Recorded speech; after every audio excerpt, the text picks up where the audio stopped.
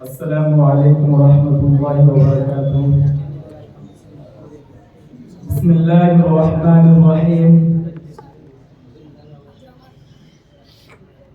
الحمد للہ وکفی وسلام علی عبادہ الذین اصطفی، اما بعد، اعوذ باللہ من الشیطان الرجیم، بسم اللہ الرحمن الرحیم۔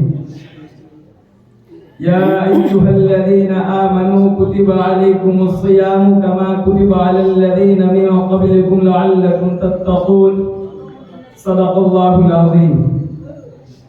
میرے پیارے بھائیوں اور عزیز ساتھیوں اور ہمارے اساتذہ کرام، میں نے آپ حضرات کے سامنے قرآن مجید کی تلاوت کا شرف حاصل کیا۔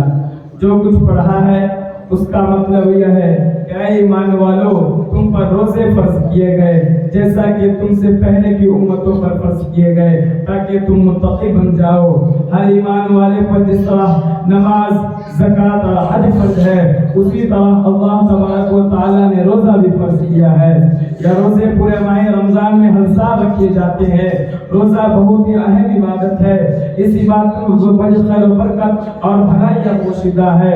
صبح صادق یعنی فجر کی نماز شروع ہونے سے پہلے کچھ نہ کچھ کھا پی لیا جاتا ہے، جس کو سحری کہتے ہیں، اور فجر کی نماز شروع ہونے سے پہلے ہی کھانا پینا بند کر دیا جاتا ہے، اور پورا دن گزرنے کے بعد مغرب کی اذان کے وقت دوبارہ کھاتے پیتے ہیں، جس کو افطار کہتے ہیں۔ افطار کے وقت ہر روزہ دار کو بہت خوشی ہوتی ہے۔ اس وقت بندہ جو بھی دعا کرے وہ قبول ہوتی ہے۔ میرے بھائی اور دوستو، اس طرح روزہ میں پورے دن کھانے پینے سے پرہیز کیا جاتا ہے، اور ان تمام کاموں سے بچنے کی کوشش کرتے ہیں جن سے اللہ تبارک و تعالیٰ نے منع کیا ہے۔ مثلا غیبت کرنا، جھوٹ بولنا، غصہ کرنا، گالی بکنا وغیرہ، ان قسموں کی باتوں سے روزہ ناقص ہو جاتا ہے۔ روزہ ہم کو یہ سبق دیتا ہے کہ ہمارے اللہ تبارک و تعالیٰ کے حکموں کا خیال رکھے، اسی کے مطابق عمل کرے۔ روزہ رکھنے والا سوچتا ہے کہ کہیں کھانا پینا چھوڑ دیا، کیونکہ اس وقت میرے رب کا یہی حکم ہے۔ جب میں نے کھانا پینا اللہ تبارک و تعالیٰ کے حکم سے چھوڑ دیا ہے تو مجھ کو وہ سبھی کام چھوڑ دینا چاہیے جن میں اللہ تبارک و تعالیٰ کی ناراضگی چھپی ہے۔ لہذا وہ تمام گناہوں سے بچنے کی کوشش کرتا ہے۔ اسی کا نام تقویٰ ہے۔ تقویٰ کی صفت پیدا کرنے کے لیے روزہ دار کو مسلسل 1 مہینہ کا موقع ملتا ہے۔ صحیح معنوں میں اگر روزہ کا حق ادا کیا جائے تو ہر روزہ دار متقی اور پرہیزگار بن سکتا ہے۔ رمضان کے مبارک مہینہ میں یہ قرآن پاک نازل ہوا ہے، اس لیے اس بار میں زیادہ سے زیادہ قرآن پاک کی تلاوت کی جاتی ہے۔ عشاء کی نماز کے وقت تراویح ہوتی ہے، جس میں روزانہ تھوڑا قرآن پاک پڑھا جاتا ہے۔ اس طرح پورے مہینے میں کم از کم 1 بار پورا قرآن شریف سننے کو مل جاتا ہے۔ جب رمضان کا آخری اشرا آتا ہے تو 21ویں رات شروع ہونے سے پہلے اعتکاف کی نیت کر کے مسجد میں قیام کرتے ہیں اور رات کی عبادت میں گزارتے ہیں۔ یہ اعتکاف سنت ہے۔ عید کا چاند دیکھ کر مسجد سے باہر آتے ہیں۔ دوسرے دن یعنی شوال کی 1 تاریخ کو عید منائی جاتی ہے۔ اس دن روزہ رکھنا حرام ہے، بلکہ خوب کھانے پینے کی اجازت دی گئی ہے۔ عید مسلمان کا سب سے بڑا تہوار ہے۔ اس دن مسلمانوں کو کتنی خوشی ہوتی ہے بیان نہیں کیا جا سکتا۔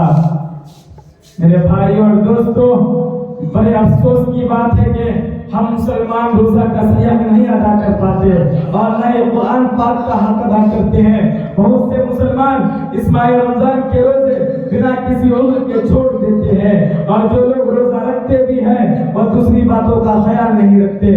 ہم روزہ تو رکھ لیتے ہیں اور اپنی بیویوں سے دور بھی رہتے ہیں، مگر اپنی زبان کو کتنا قابو میں رکھتے ہیں۔ باوجود روزہ دار ہونے کے ہم اسی طرح جھوٹ، گالی گلوچ، سخت کلامی، غیبت کی عادت میں مبتلا رہتے ہیں۔ روزہ کا بہانہ بنا کر کام میں سستی کرتے ہیں، آرام پر آرام کرتے ہیں۔ ہمارے مزاج میں چڑچڑاپن پیدا ہو جاتا ہے۔ اگر ہمارے ماتحت کچھ ملازم ہے تو بات پر برس پڑتے ہیں۔ افطار کے وقت کھانے پر ایسا ٹوٹتے ہیں جیسے بھوکا بھیڑیا بکری پر چھپٹتا ہے۔ میرے بھائیوں اور دوستوں، عشاء کی نماز جیسے ادا کرتے ہیں، تراویح میں قرآن پاک کا سننا اور غور کرنا تو دور کی بات اوم اوم کر گرتے ہیں۔ سحری کھا کر اکثر لوگ سو جاتے ہیں اور فجر کی نماز کو قضا کر دیتے ہیں۔ ہمارا یہ عمل ساتھ کھلوا نہیں تو اور کیا ہے۔ رمضان المبارک میں قرآن پاک کی زیادہ سے زیادہ تلاوت کی جاتی ہے اور اس کے معنی و مطالب کو سمجھ کر اس کے مطابق عمل کرنے کی کوشش کرنا چاہیے۔ قرآن صرف کتابوں کی زینت بننے کے لیے نہیں آیا ہے، بلکہ یہ اس لیے آیا ہے اس کی تعلیمات پر عمل کیا جائے، اس کے انقلابی پیغام کو پوری دنیا میں عام کیا جائے، اس کے بتائے ہوئے نظام حیات کو پورے عالم میں قائم کرنے کی کوشش کیا جائے۔ کاش کہ ہم روزے کے پیغام کو سمجھ سکے اور اس کے مطابق عمل کر سکے۔